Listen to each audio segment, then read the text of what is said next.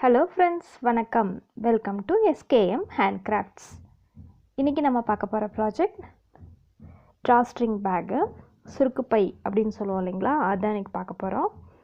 இந்த சுருக்குப்பை வந்து பார்த்திங்கன்னா ஒரு மொபைல் வச்சு எடுத்துகிட்டு போகிற சைஸ்க்கு நான் போட்டிருக்கிறேன். நீங்கள் ஒரு மொபைல், ஒரு சின்ன பர்ஸ், எங்கேயாவது பக்கத்தில் எங்கேயாவது வெளில போகிறீங்க அப்படின்னா சிம்பிளாக நீங்கள் இதில் போட்டு எடுத்துகிட்டு போகிற மாதிரி ரெடி பண்ணிக்கலாம்.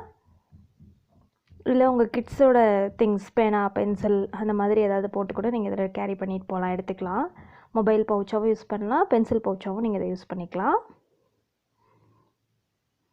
வாங்க இது எப்படி பண்ணலாம் அப்படிங்கிறத பார்க்கலாம். இதுக்கு உங்களுக்கு பிடிச்ச கலரில் யான் எடுத்துக்கோங்க. யான் எடுத்துகிட்டு 3.5 mm உள்ள நீடில் நான் இப்போ எடுத்துருக்கிறேன். இதில் ஒரு மேஜிக் சர்க்கிள் போட்டுக்கலாம். மேஜிக் சர்க்கிளுக்கு உங்களோட 2 விரலை இந்த மாதிரி வச்சுக்கோங்க. வச்சுட்டு எக்ஸ் மாதிரி நூலை சுற்றிக்கோங்க மேலே. இப்போது கீழ் வழியாக ஊசியை உள்ளே விட்டு மேல் நூலை எடுக்கணும், உள்ளர ரிங்குள்ளர எடுக்கணுங்க. எடுத்ததுக்கப்புறம் உங்கள் விரலை வெளியில் எடுத்துருங்க. எடுத்துட்டு ஒரு செயின் ஒன்று போட்டு இந்த ரிங்கை செக்யூர் பண்ணிக்கிறோம், நம்ம பிரிஞ்சிடாமல். இப்போ இந்த டெயில் பீஸை பிடிச்சி மெதுவாக இழுத்தீங்க அப்படின்னா உங்களுக்கு இந்த ரிங் வந்து சின்னதாகிட்டே வருங்க. இப்போ இந்த ரிங்குள்ளே தான் நான் ஒர்க் பண்ண போகிறேன். என்ன பண்ண போகிறேன் அப்படின்னா 18 முறை நான் டபுள் க்ரோஷெட் போட போகிறேன். இப்போ 3 செயின்ஸ் நான் போட்டிருக்கிறேன். ஏற்கனவே ஒன்று போட்டிருந்தேன், இப்போ 2 போட்டிருக்கேன். இதுக்கப்புறம் நான் வந்து 17 டைம்ஸ் நான் வந்து டபுள் க்ரோஷெட் போட போகிறேன். ஸோ நூலை ஒரு தடவை சுற்றிக்கிறேன், ரிங்குள்ளே உள்ளே விடுறேன், நூலை மறுபடியும் பிக் பண்ணி எடுக்கிறேன். இப்போ உங்கள் லூப் மேலே பார்த்தீங்கன்னா உங்களுக்கு 3 நூல் தெரியுங்க. 3 நூல் தெரியுதுங்களா? இப்போது ஒரு தடவை நூலை சுற்றிட்டு ஃபஸ்ட்டு 2 லூப் வழியாக வெளியில் எடுத்துடணும். மறுபடியும் நூலை சுற்றிட்டு அடுத்த 2 லூப் வழியாக வெளியில் எடுக்கணுங்க. இதுதான் ஒரு டிசி அப்படின்னு சொல்லுவோம். ஏற்கனவே நம்ம போட்ட 3 செயின் வந்து ஒரு டிசியாகவும் இப்போ போட்டது ஒரு டிசியாகவும் ஆக்ட் ஆகும். இதே மாதிரி நான் இன்னும் வந்து ஒரு 16 தடவை போடணும். ஸோ டோட்டலி பார்த்திங்கன்னா 18 டைம்ஸு நான் டிசி போடணுங்க. இந்த ரிங்குள்ளர சுற்றி போட்டுட்டு வந்துட்டு இது எப்படி இருக்குது அப்படிங்கிறத காமிக்கிறேன். இப்போ போட்டாச்சு, 18 தடவை நான் போட்டேன். இப்போ இந்த ரவுண்டு வந்து க்ளோஸ் பண்ணணும். அதனால நான் 3 செயின் இன்க்ரீஸ் பண்ணேன் இல்லைங்களா, அதில் ஸ்லிப் நாட் எடுக்க போகிறேன். அதுக்கு முன்னாடி கீழே உள்ள டெயில் பீஸை வந்து நான் இழுத்துக்கிறேன். இழுக்கும்போது உங்களுக்கு வந்து அந்த தையல் வந்து நல்லா நெருங்கி வந்துடும். நடுவில் ரிங் இருந்தது இல்லைங்களா, அந்த ரிங் போயிட்டு நல்லா தையல் நெருங்கி வந்துடும். இதுக்கப்புறம் ஸ்லிப் எடுத்துக்கலாம். ஸ்லிப் ஸ்டிச் எடுத்துட்டிங்க அப்படின்னா இந்த ரவுண்டு 1 வந்து கம்ப்ளீட் ஆயிடுச்சுங்க. கீழே உள்ள டெயில் பீஸை போட்டு நல்லா இறுக்கமாக இழுத்துக்கோங்க. இழுத்திங்கன்னா இந்த மாதிரி தையல் வந்து நெருங்கி வந்துடும். அதுக்கப்புறம் நம்ம ரவுண்ட் 2 போட ஆரம்பிக்கலாம். ரவுண்ட் 2க்கு அகெயின் 3 செயின் இன்க்ரீஸ் பண்ணிக்கிறேன். இன்க்ரீஸ் பண்ணிவிட்டு ரவுண்ட் 2ல் ஒவ்வொரு ஸ்டிச்சுக்கும் 2 டபுள் க்ரோஷெட் போட போகிறாங்க. ஏற்கனவே நம்ம போட்ட 3 செயின் வந்து ஒரு டபுள் க்ரோஷெட், இப்போ போட்டது ஒரு டபுள் க்ரோஷெட், ஒரு 2 ஸ்டிச்சஸ் ஆயிடுச்சு. அதுக்கு அடுத்ததுலேயும் நான் வந்து 2 டபுள் க்ரோஷெட் போட போகிறேன். இப்போ ஈச் அண்ட் எவரி ஸ்டிச் கீழே உள்ள ஃபஸ்ட் ரோவில் உள்ள ஒவ்வொரு ஸ்டிச்சுக்கும் 2 டபுள் க்ரோஷெட் போட்டு இந்த ரவுண்டு ஃபுல்லாக நம்ம கம்ப்ளீட் பண்ணணும். ஒவ்வொரு ஸ்டிச்சுக்கும் 2 டபுள் க்ரோஷெட் போட்டுக்கோங்க. ஒவ்வொரு ஸ்டிச்சுக்கும் 2 டிசி போட்டு இந்த ரவுண்டை கம்ப்ளீட் பண்ணிக்கலாம். கடைசியில் வரும்போது நீங்கள் இதில் ஸ்லிப் நாட் எடுக்கணும்.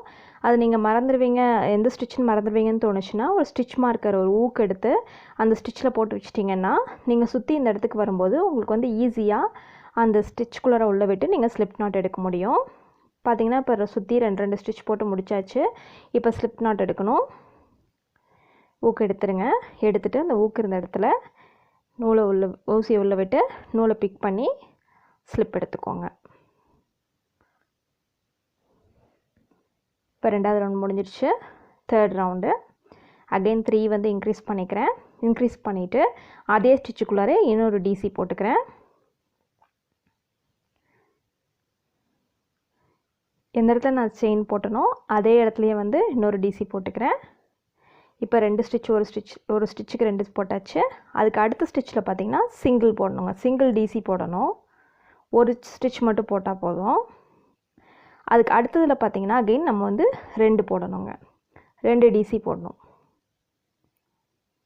அதே ஸ்டிச்சுக்குள்ளேயே 2 தடவை டிசி போட்டுக்கோங்க. இப்போ 2 அடுத்ததில் 1 போட்டிருக்கேன், அடுத்ததில் 2 போட்டிருக்கேன். அடுத்ததில் வரும்போது அகெயின் 1 ஒரு டிசி மட்டும் போட்டிங்கன்னா போதும். ஸோ இந்த தேர்ட் ரவுண்டோட பேட்டர்ன் எப்படி வரும் அப்படின்னு பார்த்தீங்கன்னா 2 டிசி 1 டிசி 2 டிசி 1 டிசின்னு அப்படியே சுற்றி உங்களுக்கு ஃபுல்லாக வரும். இது போட்டு முடிச்சதுக்கப்புறம் இந்த ரவுண்ட் கம்ப்ளீட் ஆனதுக்கப்புறம் எப்படி இருக்குது அப்படிங்கிறத பார்க்கலாம். இப்போ ஸ்லிப் நாட் போட்டு க்ளோஸ் பண்ணிட்டேன். 2 1 2 1 அந்த பேட்டர்னில் போட்டிருக்கேன். இப்போ பேஸ் வந்து கம்ப்ளீட் ஆயிடுச்சு. இப்போ நம்ம ஹைட் இன்க்ரீஸ் பண்ணணும். ஹைட் இன்க்ரீஸ் பண்ணுறதுக்கு 3 செயின் இன்க்ரீஸ் பண்ணிக்கிறேன். இன்க்ரீஸ் பண்ணிவிட்டு இதில் கொஞ்சம் ஸ்டிச்சஸ் டிஃபர் ஆகும், கொஞ்சம் கவனிங்க. 3 செயின்ஸ் போட்டேன் இல்லைங்களா? இப்போ அடுத்த 2 ஸ்டிச்சஸ் ஸ்கிப் பண்ணிவிட்டு தேர்ட் ஸ்டிச்சுக்குள்ளே தான் இப்போ நான் ஒர்க் பண்ண போகிறேன். டிசி போட போகிறேன். ஸோ நூலை ஒரு தடவை சுற்றிக்கிறேன். நூலை பிக் பண்ணி ஃபர்ஸ்ட் 2 லூப்ஸ் வழியாக வெளில எடுக்கிறேன், நெக்ஸ்ட் 2 லூப்ஸ் வழியாக வெளில எடுக்கிறேன். இதே மாதிரி இன்னும் 2 தடவை. ஸோ டோட்டலி 3 டைம்ஸ் போட்டுக்கோ. செகண்ட் டைம் திருப்பி அதே ஸ்டிச்சுக்குள்ளே விட்டு தேர்ட் டைம்.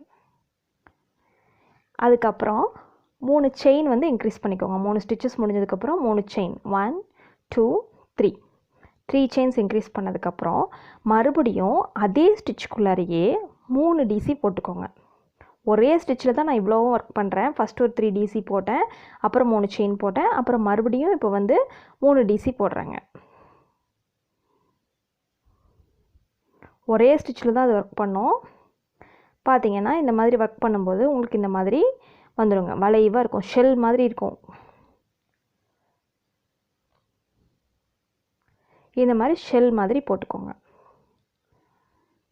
இப்போ அடுத்தது என்ன பண்ண போகிறோம் அப்படின்னா அகெயின் 2 ஸ்டிச் ஸ்கிப் பண்ண போகிறோம். 1 2 ஸ்கிப் பண்ணிட்டு அடுத்ததில் ஒரு டிசி போடணுங்க. தேர்ட் ஸ்டிச்சில் ஒரு டிசி போட்டுக்கணும். மறுபடியும் 2 ஸ்டிச் ஸ்கிப் பண்ணிடணும். 2 தையலை விட்டுட்டு அதுக்கு அடுத்ததில் இதே ஷெல் பேட்டர்ன் மறுபடியும் போடணுங்க. 3 டிசி, அதுக்கப்புறம் 3 செயின், அதுக்கப்புறம் மறுபடியும் 3 டிசி.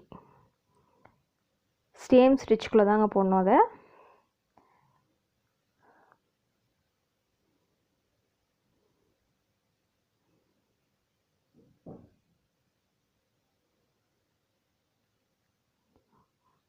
இப்போ ஒரு லைன் மாதிரி போட்டோம், அடுத்த ஒரு ஷெல் போட்டோம், அடுத்த ஒரு லைன் போட்டோம், அடுத்தது ஒரு ஷெல் ஸ்டிச் போட்டிருக்கோம்.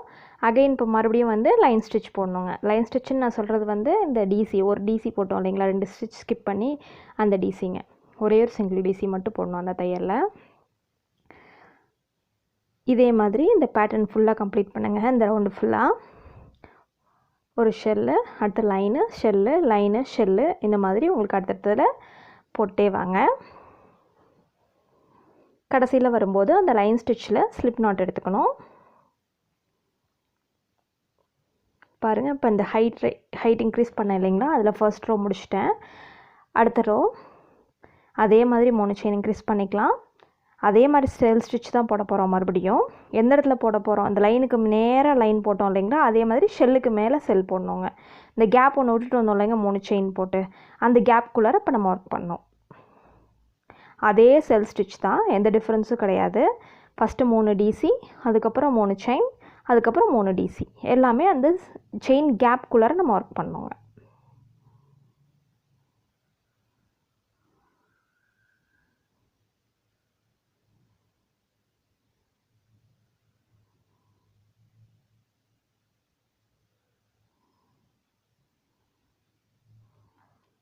இப்போ ஷெல்லுக்கு மேலே செல் போட்டாச்சு.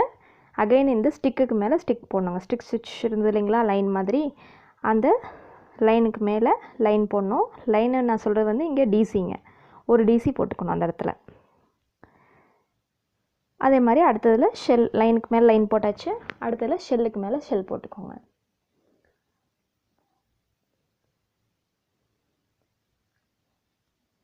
இதே மாதிரி உங்களுக்கு எவ்வளோ ஹைட்டில் வேணும் அப்படின்னு நீங்கள் ப்ரிஃபர் பண்ணுறீங்களோ அந்த ஹைட்டில் நீங்கள் இதை போட்டுகிட்டே வாங்க.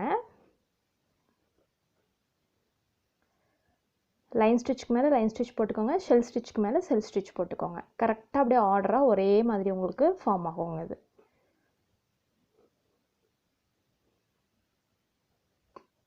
சுற்றி போடுங்க.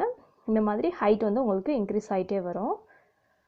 எந்த ஹைட்டில் வேணும் அப்படின்னு நீங்கள் ப்ரிஃபர் பண்ணுறீங்களோ அத்தனை ரோஸ் நீங்கள் போட்டுக்கோங்க. இது ஹைட் இன்க்ரீஸ் பண்ணிட்டு இது உங்களுக்கு எப்படி வருது அப்படிங்கிறத நான் உங்களுக்கு காமிக்கிறேன். இப்போ வந்து பார்த்திங்கன்னா நான் இதில் வந்து 9 rows போட்டிருக்கிறேங்க. ஏற்கனவே நான் எப்படி சொன்னனோ அதே மாதிரி தான் போட்டிருக்கிறேன். 9 rows போட்டாச்சு. இந்த ஹைட் நான் போதும்னு ப்ரிஃபர் பண்ணுறேன். ஸோ நூலை கட் பண்ணி ஊசியை வெளில எடுத்துருங்க. எடுத்துட்டு பேக் சைடில் இந்த நூலை கொடுத்து முடிச்சு போட்டிருக்கோங்க. அடுத்து நம்ம இந்த ஸ்ட்ரிங் ரெடி பண்ணணும். அந்த சுருக்கு பைக்கு உள்ள கயிறு இருக்கு இல்லைங்களா, அது ரெடி பண்ணணும். அது எப்படி பண்ணுறது அப்படின்னு காமிக்கிறேன். இதுக்கு வந்து ஒரு கான்ட்ராஸ்ட் கலரில் நூல் எடுத்து 3 எடுத்துருக்குறேங்க. 3 நூலை வந்து 1 எடுத்துருக்கிறேன். 3த்தையும் சேர்த்து இப்போ நான் ஒர்க் பண்ண போகிறேன். ஏன்னா கொஞ்சம் கனமாக இருக்கணும் அப்படின்றதுக்காக 3 நூலாக எடுத்துருக்கிறேன். முடிச்சு போட்டு எடுத்துக்கோங்க.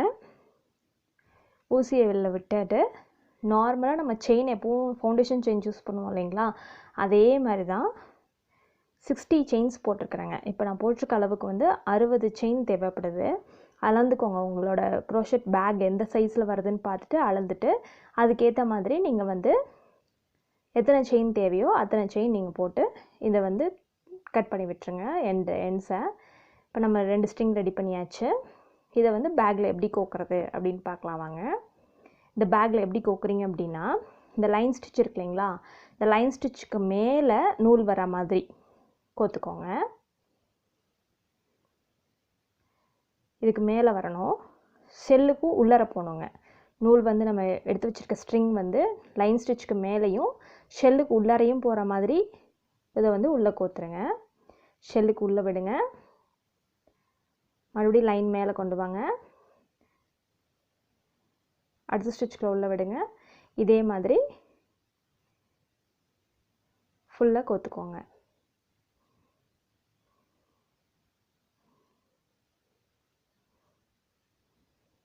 இந்த மாதிரி வருவாங்க.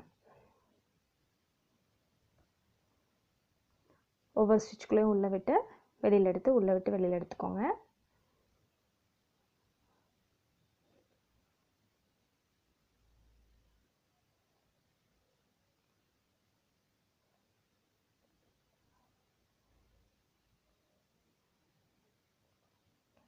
ரெண்டு பக்கமும் சரிசமமாக வர மாதிரி அட்ஜஸ்ட் பண்ணிக்கோங்க கயிறை. அப்போ தான் நீங்கள் வந்து 2 எண்டையும் சேர்த்து முடிச்சு போடும்போது அழகாக இருக்கும்.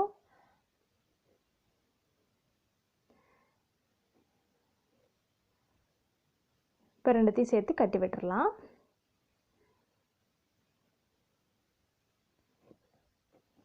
இப்போ ஒரு பக்கம் போட்டாச்சு, ஒரு சைடு வந்து ரெடி ஆயிடுச்சு. இதே மாதிரி ஆப்போசிட் சைட்லேயும் நீங்கள் போடணும்.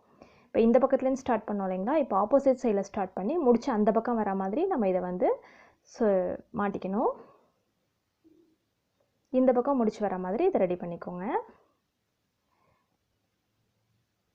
அவ்வளோதான், ரெடி ஆயிடுச்சு. உங்களோட டிராஸ்டிங் பேக் ரொம்ப ஈஸியாக போட்டாச்சு. இதில் வந்து நான் ஏற்கனவே பண்ண ஒரு ரோஸ் பேட்டர்ன் வச்சு நான் டெக்கரேட் பண்ணியிருக்கேன். நீங்கள் வேணால் அந்த மாதிரி டெக்கரேட் பண்ணிக்கலாம், இல்லைன்னா சிம்பிளாக அதே ப்ளைனாகவும் யூஸ் பண்ணிக்கலாம். இந்த வீடியோ உங்களுக்கு பிடிச்சிருக்கும்னு நினைக்கிறேன். ரொம்ப ஈஸியாக போட்டுடலாங்க. கண்டிப்பாக ட்ரை பண்ணி பாருங்கள். உங்களுக்கு பிடிச்சிருந்தால் லைக் பண்ணுங்கள், இந்த சேனல் சப்ஸ்கிரைப் பண்ணுங்கள், அப்டேட்ஸை உடனே பெறுங்க. தேங்க்யூ.